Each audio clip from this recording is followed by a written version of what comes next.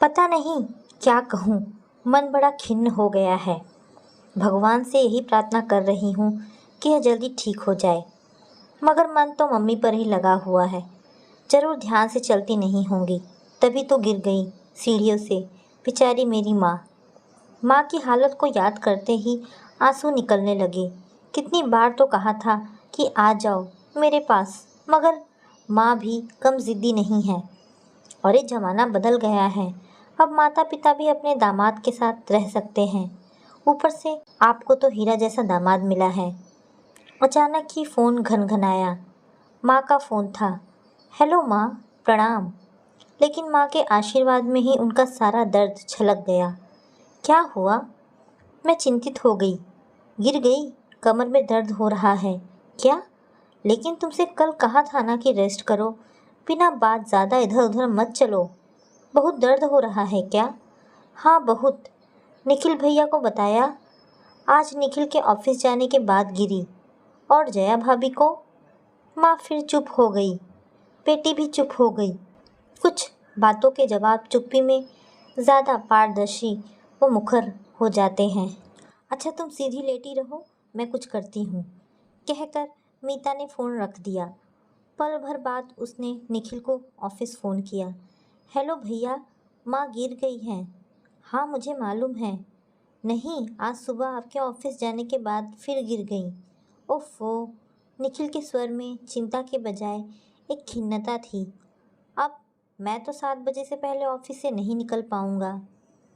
जया भाभी का जिक्र दोनों ही नहीं कर रहे थे। एक वह भी सदस्य थी घर की, पर उनकी उपयोगिता परिवार के लिए कितनी हो यह वे खुद तय करती थी। मैं भी नहीं निकल पाऊंगी भैया, इनकी हालत आप जानते ही हो। निखिल भी इस बात को जानता था। ठीक है, मैं कोशिश करता हूँ, एक्सरे करवाना पड़ेगा, कहीं फ्रैक्चर ना हो गया हो। मोबाइल बंद कर मीता बैठी ही रह गई। मन गुस्से और क्षोभ से भर रहा था। कौन कहता है माँ को कि ज़बरदस्ती इधर उधर चलती रहें। घर में सारी सुविधाएं हैं, काम करने वाली हैं। जया भाभी की तटस्थता को छोड़ दें तो किसी बात की कमी नहीं है, लेकिन कमी तो है। पापा को गए अभी 2 साल ही हुए हैं। पति के जाने के बाद तन मन दिल दिमाग वो अपने कमरे में शून्यता का पसर जाना उन्हें कमज़ोर कर रहा था।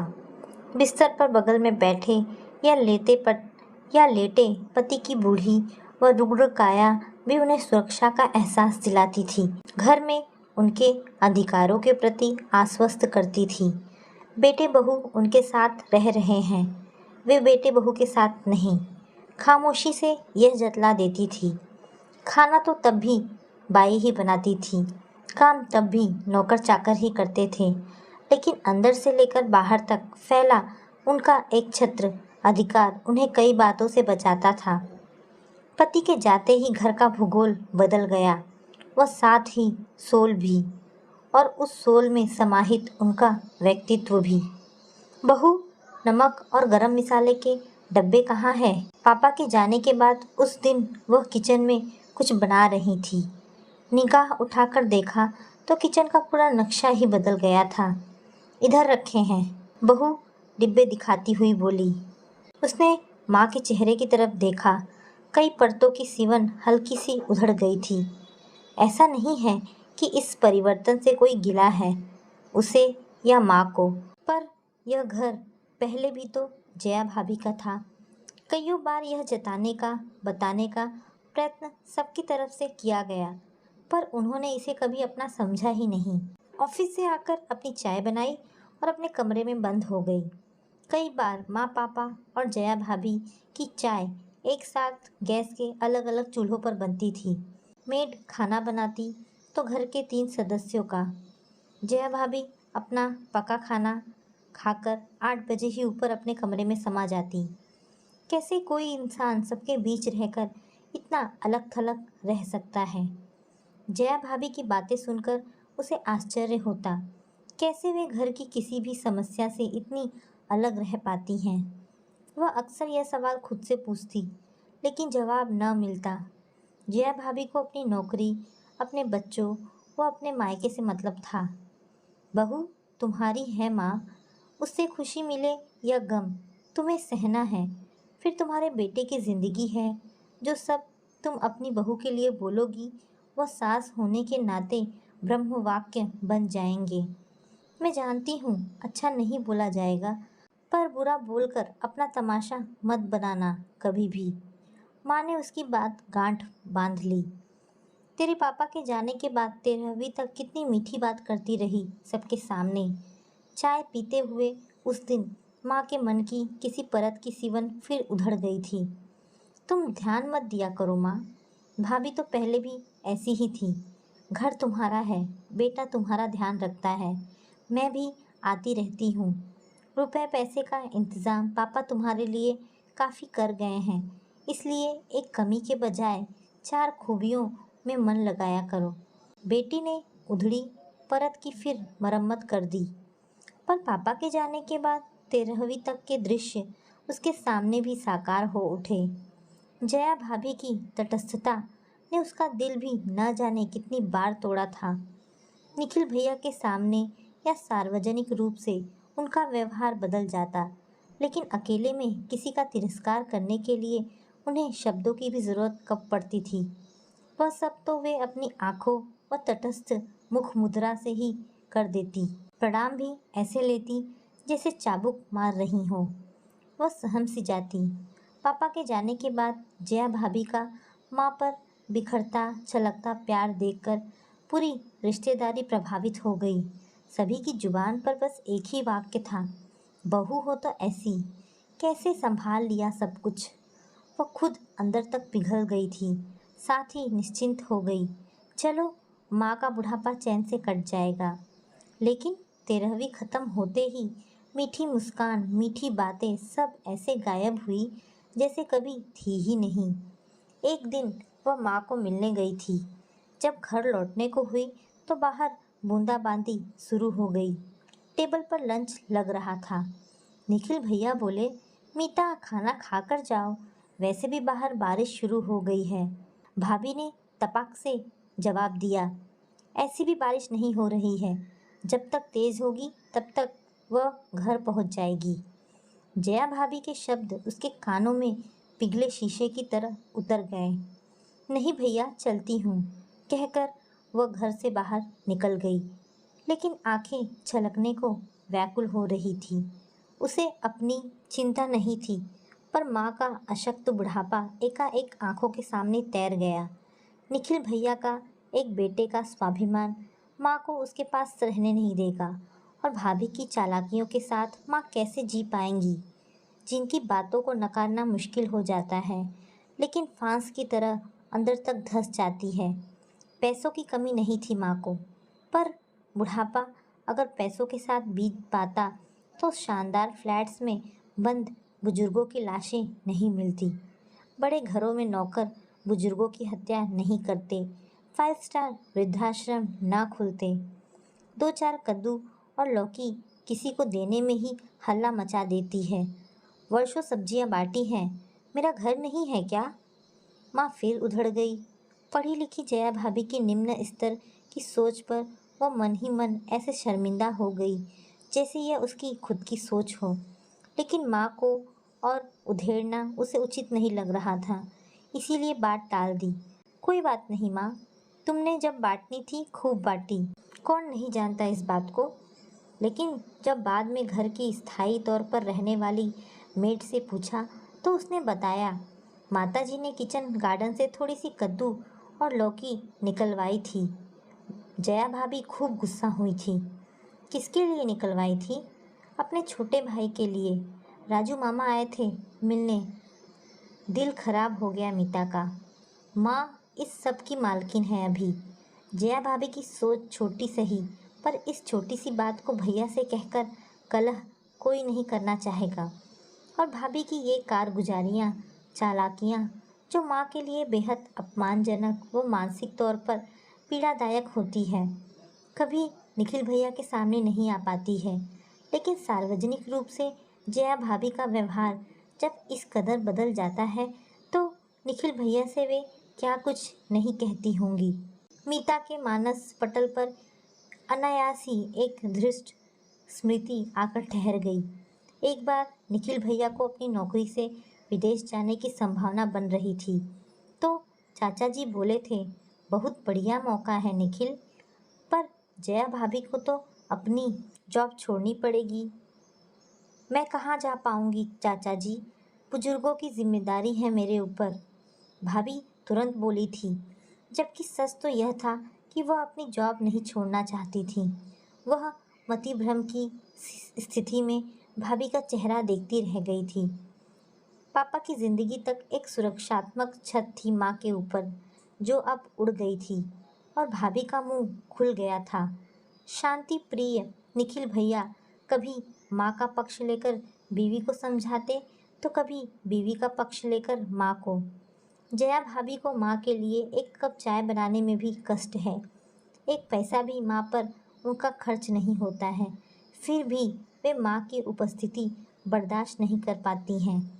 लेकिन पापा की करोड़ों की प्रॉपर्टी से उन्हें कोई परहेज नहीं है। शाम को निखिल भैया माँ का एक्सरे करवा लाए। फ्रैक्चर नहीं था, मांसपेशियों की चोट थी। जानकर भैया व उसे दोनों को चैन मिला। उसने माँ को फ़ोन करके लेटे रहकर आराम करने की सलाह दी। भरे पूरे परिवार में माँ एकदम अकेली हो गई थी। माँ का उसके पास ज़्यादा रहना निखिल भैया को गवारा नहीं होता, क्योंकि यह बात उनकी सामाजिक छवि खराब करती है। लोग या रिश्तेदार क्या कहेंगे कि बेटे बहू के पास मन नहीं लगता, इसीलिए बेटी के पास ज़्यादा रहती हैं।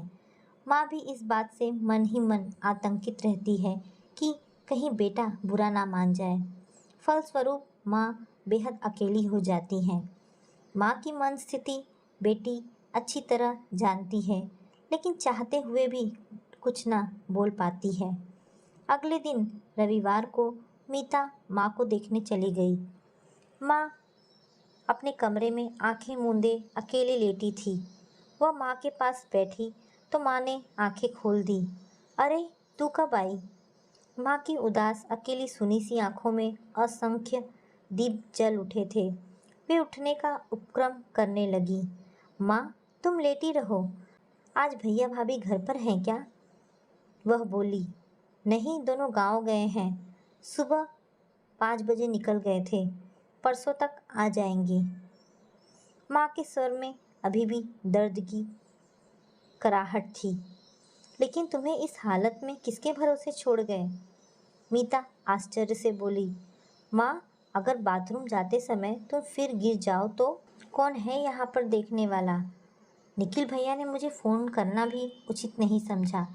मीता को अंदर ही अंदर बेचैनी का उबाल सा आया। लेकिन गांव गए किस लिए हैं?